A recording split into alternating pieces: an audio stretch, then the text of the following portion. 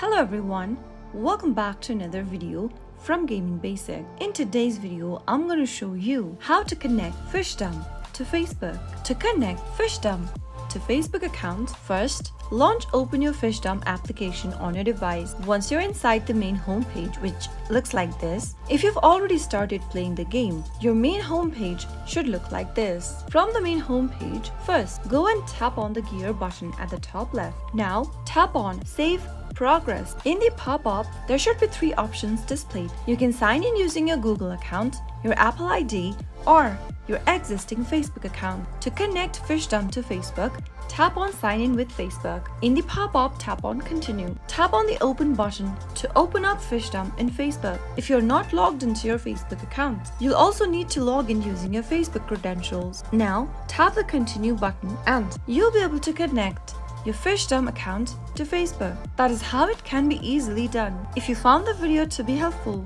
go ahead and give us a thumbs up. Don't forget to subscribe to the channel by hitting the subscribe button. Also press the bell icon so that you'll never miss another upcoming upload from us. I'll see you again in the next video. Goodbye till then.